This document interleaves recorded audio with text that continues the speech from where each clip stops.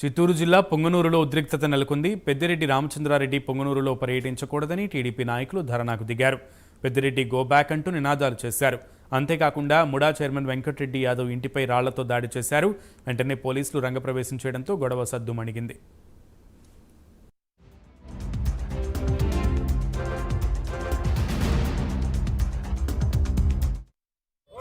రావడానికి కారణం వైఎస్ఆర్సీపీ నాయకులు.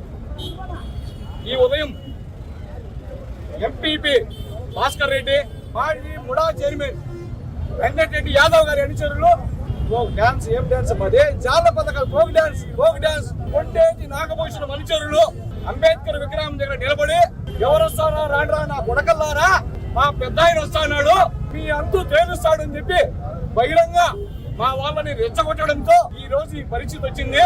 అయ్యా, ప్రజాస్వామ్యం ఇది, ఎన్నికలు అయిపోయినాయి, ప్రజలకు సేవ చేసే కార్యక్రమం చూద్దాము.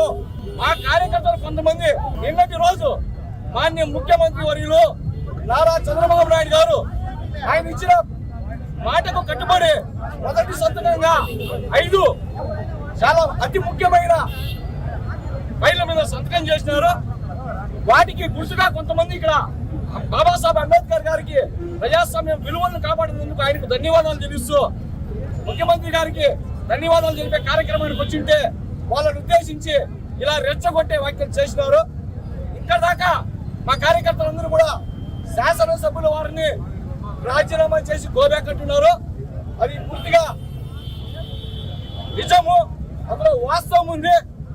ఎందుకంటే వాళ్ళు ఏదైనా కార్యక్రమం చేసుకోవాలనుకుంటే అభివృద్ధి కార్యక్రమాల మీద చర్చకు పిలండి. ఇక్కడున్న మేమందరూ కూడా వస్తాం. గడిచిన 15 సంవత్సరాల్లో వారి నాయకత్వంలో ఏ అభివృద్ధి కార్యక్రమాలు జరిగినాయి ఇక్కడ వాటి మీద చర్చిద్దాం. ప్రజలకు ఎంత మేలు చేసినారో వాటి మీద చర్చిద్దాం. అలా కాకుండా వీధి రౌడీలాగా ఇంకా కూడా మేము ప్రవర్తిస్తామంటే ప్రజాస్వామ్యం అనేది ఉంటుంది. నిరసన తెలిపే హక్కు మాకు కూడా ఉంది. ఈ రోజు రోడ్డు మీదకి వచ్చి నిరసన తెలిపే కార్యక్రమం చేస్తున్నాము. ఇంకైనా బుద్ధి తెచ్చుకోండి. ఎమ్మెల్యే గారు పొంగనూరుకు రావాలని మాకు ఇంటిమేషన్ వచ్చింది, వస్తారంటే మాకు ఆయన మీద ఎటువంటి కసి లేదు. కాకపోతే చంద్రబాబు నాయుడు గారు 14 ఏళ్ళు సీఎం అని చేసి కుప్పానికి వెళ్తుంటే చంద్రబాబు నాయుడు గారిని అడ్డుకున్నారు. కుప్పంలోకి రానియకుండా అడ్డుకున్నారు. పొంగనూరులో రూట్ మ్యాప్ లేదని చెప్పి బైపాస్ ఇంటి చంద్రబాబు నాయుడు గారు పోతా ఉంటే పొంగనూరులోకి వస్తారని చెప్పి వాళ్ళ కార్యకర్తలను రెచ్చగొట్టి పొంగనూరులోకి రానియకుండా అక్రమంగా అనవసరంగా తెలుగుదేశం కార్యకర్తల పైన దాదాపు 500 మంది పైన కేసులు పెట్టించి దాదాపు 10,000 మంది పరారైపోయినారు. పాపం భయపడి ఈ పోలీసులు టార్చర్ తట్టుకోలేక. దానికోసమని ఈ రోజు నువ్వు ఏం అర్హత పెట్టుకొని పొంగనూరులోకి వస్తావు అని చెప్పి ప్రశ్నించడానికే మేము ఇక్కడ ఉన్నాం. ఆయన వస్తే ఖచ్చితంగా అడ్డుకుంటాం. అడ్డుకోకుండా పోయే సమస్య లేదు. చంద్రబాబు నాయుడు గారిని ఎన్నిసార్లు కుప్పంలో అడ్డుకున్నారు. మీ కుప్పానికి అయితే టూర్ పోయినట్టు 3 రోజులకు ఒకసారి 4 రోజులకు ఒకసారి కుప్పానికి పోవచ్చు. చంద్రబాబు నాయుడు గారు సొంత నియోజకవర్గం కుప్పానికి పోకూడదా? ఆ రోజు ఆయన ఎమ్మెల్యే కాదా? ఎందుకు ఆయన కుప్పంలో అడ్డుకున్నారు? గత సంవత్సరంలో చూశారు. గౌరవనీయమైనటువంటి ముఖ్యమంత్రి అయినటువంటి చంద్రబాబు నాయుడు గారిని ఇక్కడున్న కార్యకర్తలైతేమి, ఎమ్మెల్యే గారు అయితేనేమి, వాళ్ళ అనుచరులు అయితేమి ప్రతి ఒక్కరూ ఆయనని పొంగనూరుకు వస్తుండగా అడ్డుకొని ఆయన మీద కేసులు పెట్టి, అలాగే తెలుగుదేశం పార్టీ కుటుంబ సభ్యుల మీద కేసులు పెట్టి చాలా బాధ పెట్టడం జరిగింది. కావున కనీసం ఇంచుమించు 75 రోజుల నుండి 100 రోజులు కూడా ఇక్కడ ఉండే కార్యకర్తలు చాలా మానసిక క్షోభకి గురైనారు.